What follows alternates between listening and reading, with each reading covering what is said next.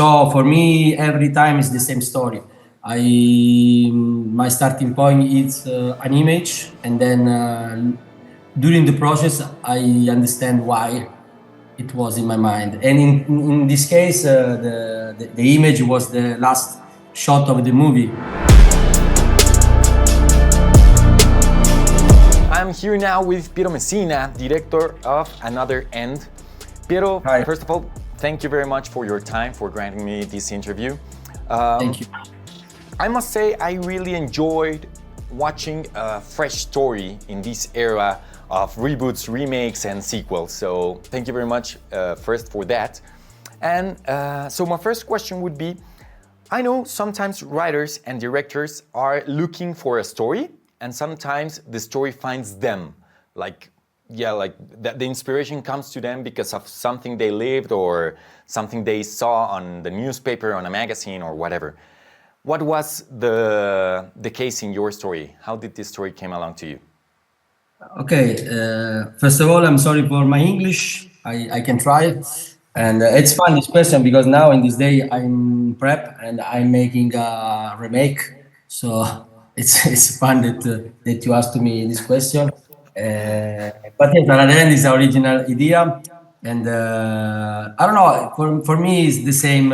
I have in my mind some image or something, an atmosphere sometimes. And it's when I understand that this image start to obsess with me, like come back in my mind, like for 1 year or something like that. I start to understand that maybe I have to start the writing process to understand why this image come back in my mind, because there is a reason. So for me, every time is the same story.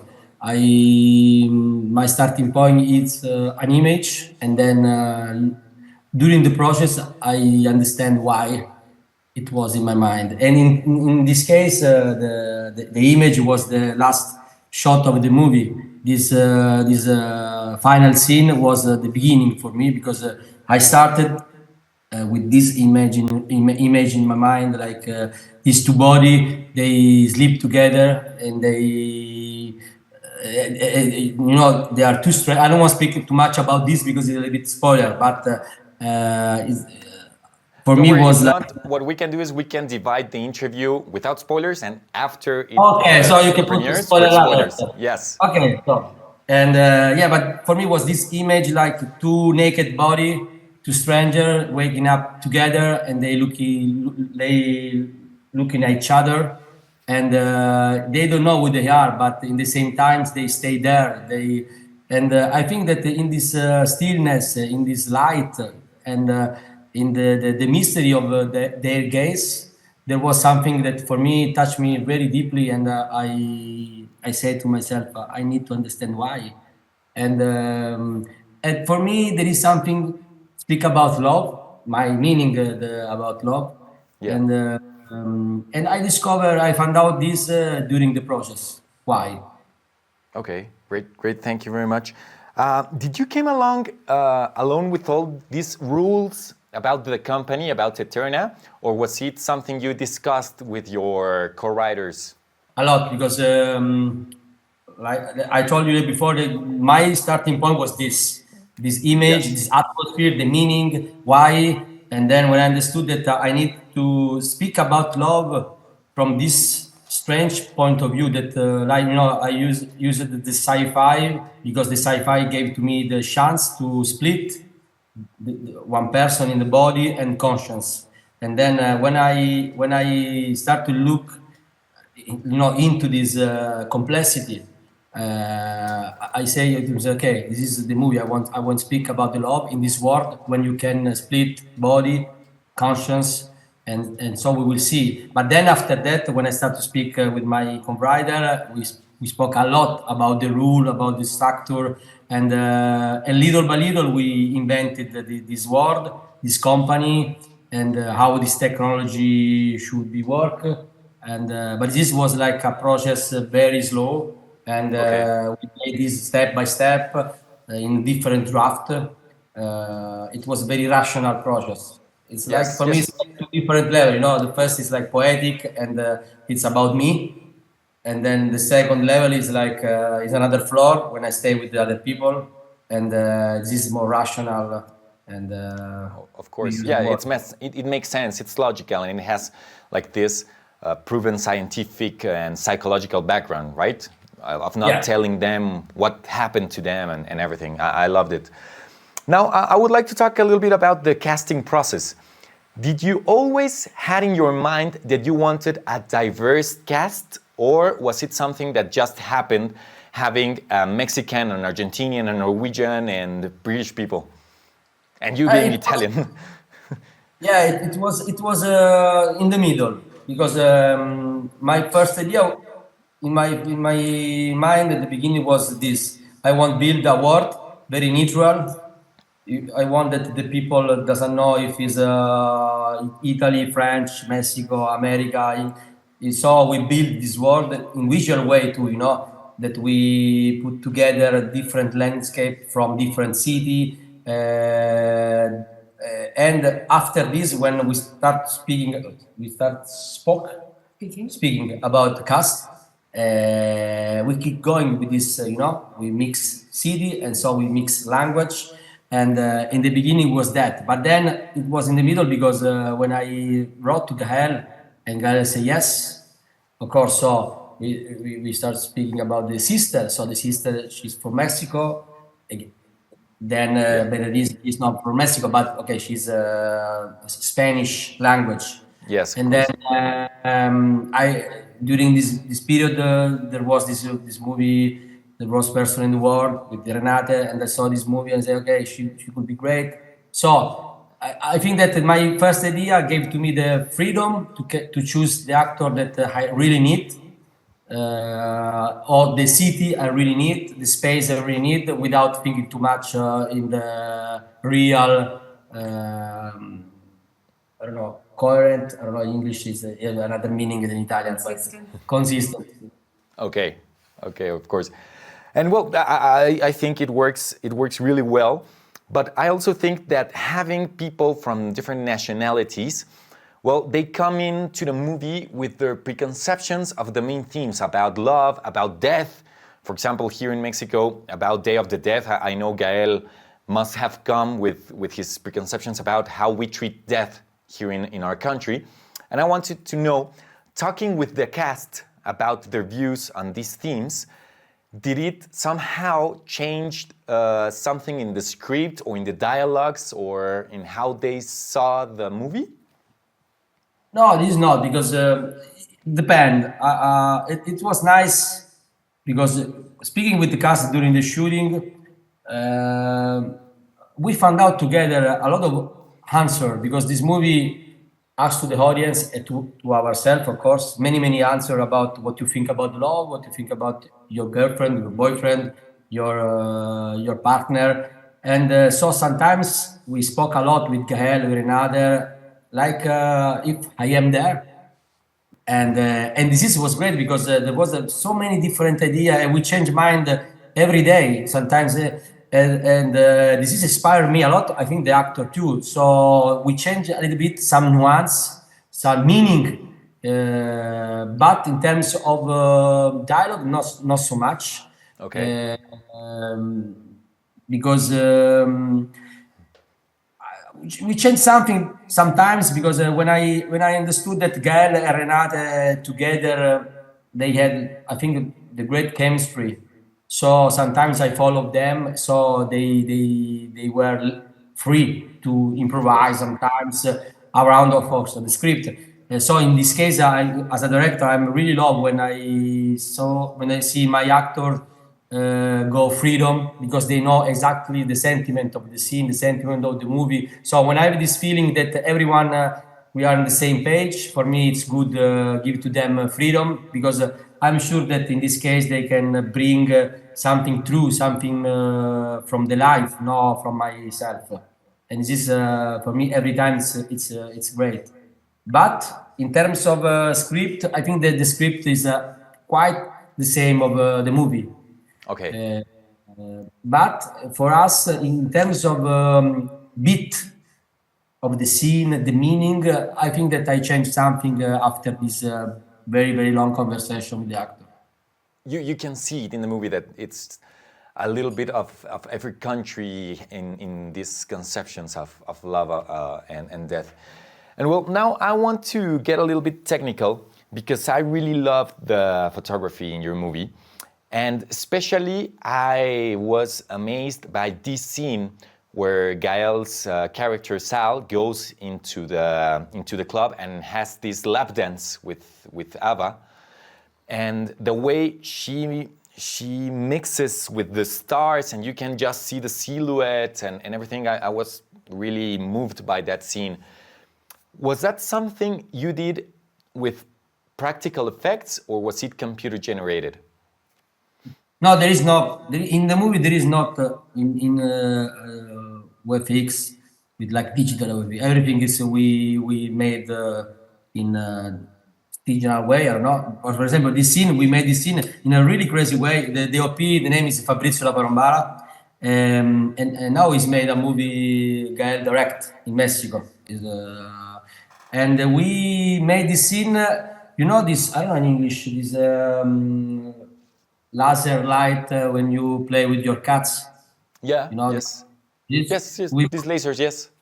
this is because I really love this, and so we bought like 100 of this, and we put this is in the on the wall of this room. We turn off the light, and it was this strange effect, and it was a really strange to shoot this scene because every lamp have one battery. So we have like just a few minutes because every time you have to change 100 battery. And Of course, yes. it's really stressful for us because okay now works, so shoot because every time we have to change I don't know 10 batteries take by take. And there was but all movie we made in this really simple way because I really love. I am a bit empiric. So I need to see, I need to touch before say yes, I like or not. And so I don't like a lot postpone. So see something is green and then we'll see. For me, it's strength. This I love that everything is real and because in this case it was nice. I have a little story about this scene and because when we make everything ready for shoot this scene. And the Gael was in his room before, and you know, during in the crew, everyone, the people start to say, "Oh, maybe it's beautiful. Did you come into the room? It's beautiful." So this voice arrived in the room of Gael, so Gael knows that there is something good in that room, and it was nice because he called to me and he said, "Piero, I know that in that room there is something." Great, strange that touch the people that go inside. Of course. Because you have to cry. No, you see the scene. The scene is. He asked me, "Did you please turn off everything? I won't go inside." And then, like the character, when the music start, it was a little bit tricky for us because, as I told you, we have to turn off light by light. But we try to do this and. For Gael was he saw this effect in the first time that he saw Renate comes with this light, and it was because when I watch the movie and I watch Gael, I can understand the emotion of Gael because he's a great actor, but because he's there for first time watching this strange. Yeah, he was literally starstruck by the effect. And well, finally, I would like to talk a little bit about the ending. Piero, do you like baseball? No, I don't know anything about baseball. You don't know anything about baseball? No, I know. Yes, there is someone that throw the ball, someone that run around. Okay. Well, I'm gonna tell you a little bit. There's this thing in baseball that's called a walk-off. You know that in baseball you plays on innings. Like first one team plays their inning and then the other team defends and the other team attacks, like bats, right? Okay. And so when the second team bats and makes a home run, and because of that home run, they're winning the game, it's called a walk-off because there's no chance for the other team to win the game because this team, by making this home run, they have already won the game. Okay, you're following me? Maybe yes. Now I check, but maybe I understood. Okay, so this player who has just made this home run has to run the 3 bases and then come to home, but he's already won the game, so he's already celebrating, right? And so the rest of the team, when something like this happens, will be waiting for him at home plate to celebrate because they have already won the game, right? And so there are these pictures of these players coming into the final base, celebrating, and the team waiting for receiving them. And so the other day I saw on Instagram a person who collects these images because he sees death that way, that when you die, all the people that has died before you is waiting for you, receiving you in death. Right? And I thought that was beautiful. I even got chills just by thinking about it. And well, you have your conception of death, or that's what I think I saw on the ending scene of the movie, with Gael and Renate walking in the ski, where, well, Sal and Zoe walking in the ski. How did you come into that scene, and what meaning does it have for you? Okay, it's a very big question. I tried. No, because the ending, it's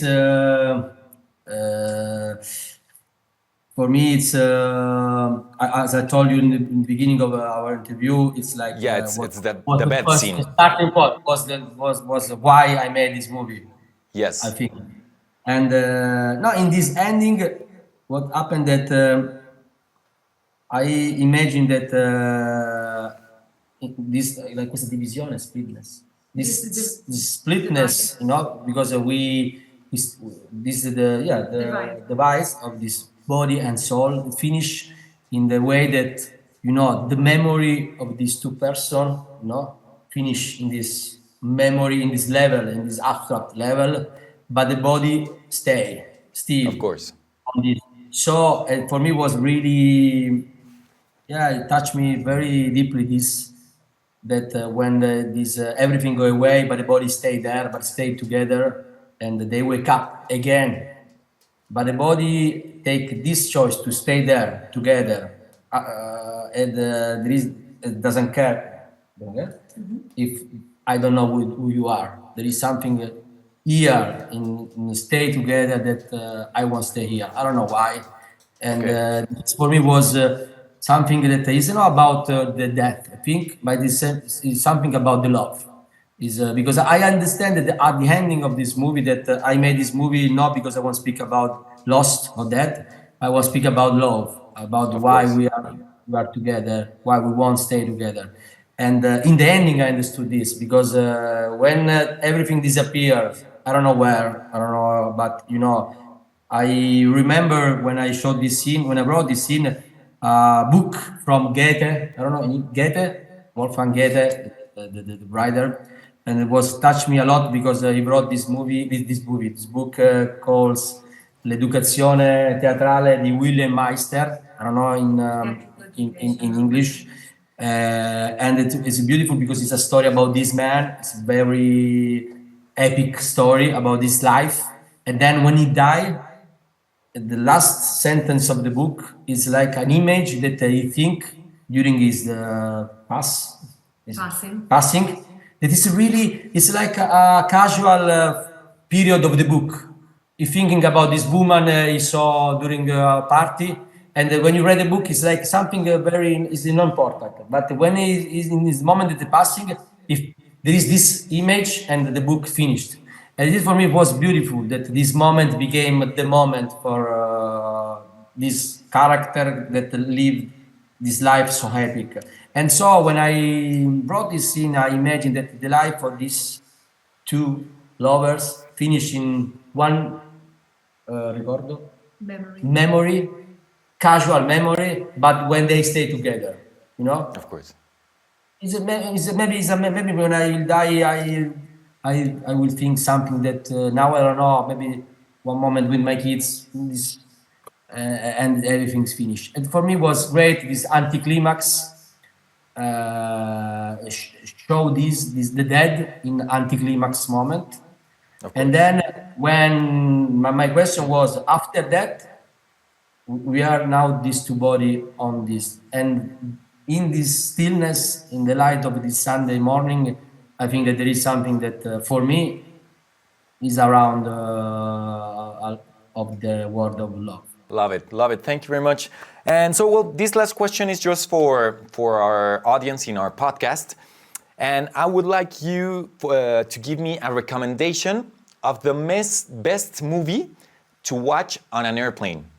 With all that implies, because sometimes you don't want to see a very dark movie or a very explicit movie or something that is your guilty pleasure because you don't know the person on the side is gonna judge you because you're watching whatever you're watching. So what would be the best movie to watch on a plane? Wow, it's a good question. In the plane, so something. Wow. Oh wow, I don't know. It's on the plane. I now I think what I watched in my last did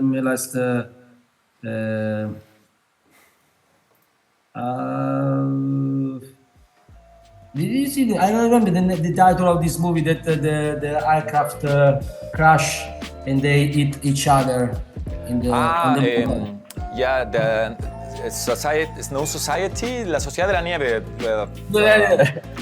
Yeah, Bayona's movie. I don't know what is the best movie to watch, but I think that this is the Bros movie to watch. So I can say. Okay, yeah. I agree. I totally agree. Well, Piero, thank you very much for your time. It was lovely talking to you about Another End.